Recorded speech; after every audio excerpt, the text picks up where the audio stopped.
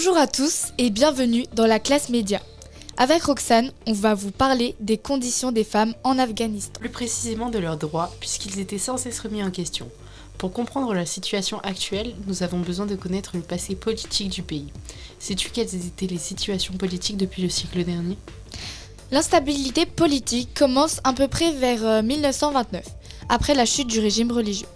Les femmes vont commencer à acquérir de plus en plus de droits. Par exemple, le tchador, une tenue religieuse qui couvre entièrement le corps et la tête, qui n'est plus obligatoire en 1959. Le droit de vote en 1964 ou encore l'accès à l'éducation pour tous. Il y a même eu 2 femmes députées. Mais tout le monde avait accès à tous ces droits, n'est-ce pas ? Non, malheureusement, les populations modestes n'y avaient pas droit.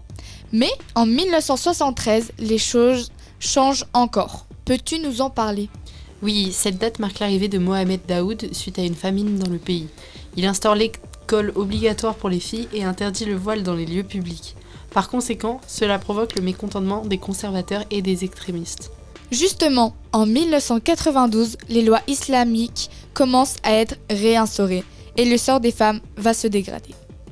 Les talibans, membres d'un mouvement islamiste fondamentaliste, sont arrivés au pouvoir suite à un coup d'État en 1996. Ils ont rendu la burqa obligatoire et celles qui ne la portent pas s'exposent à des coups de fouet en place publique. Mais n'ont-ils pas été chassés par les militaires ? Si, lors d'une opération des États-Unis en 2001, mais toutefois, le gouvernement provisoire des violences envers les femmes augmente.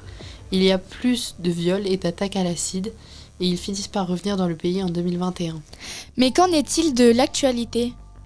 Les droits des femmes ont encore régressé, notamment suite à un nouveau code pénal de 90 pages.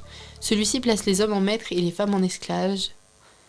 Il légalise les violences conjugales et rend impossible la justice pour les femmes. Par exemple, une femme victime de violences doit venir accompagnée d'un homme, qui est souvent son agresseur. Elles doivent montrer leurs blessures physiques au juge, mais ont l'interdiction d'enlever leur burqa.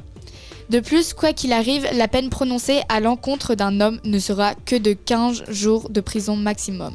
Les femmes sont réduites au silence et pour cause, elles ont l'interdiction de faire entendre leur voix en public. Et elles sont mises dans l'ombre avec l'interdiction de participer à des activités sportives, de se rendre dans des parcs ou des bains publics. Oui, de plus, elles n'ont pas le droit d'apparaître en lieu public ni d'emprunter les transports en commun sans mar'am, qui est un homme accompagnateur. Une campagne d'arrestation a été mise en place par les talibans pour les femmes qui ne portent pas le voile. Celles-ci subissent des traitements dégradants, des actes de torture et des viols. Toutes les femmes qui travaillent ont subi une baisse de rémunération et les étudiantes n'ont pas le droit de continuer leurs études après la primaire. Les mariages forcés et précoces ont été légalisés, ainsi que la polygamie pour les hommes. Vous l'aurez compris, la situation des femmes en Afghanistan aujourd'hui est l'une des plus alarmantes du monde. Ces femmes ne sont plus simplement confrontées à des inégalités, elles sont progressivement effacées de la vie publique. Merci de nous avoir écoutés. J'espère que ce sujet vous aura intéressé.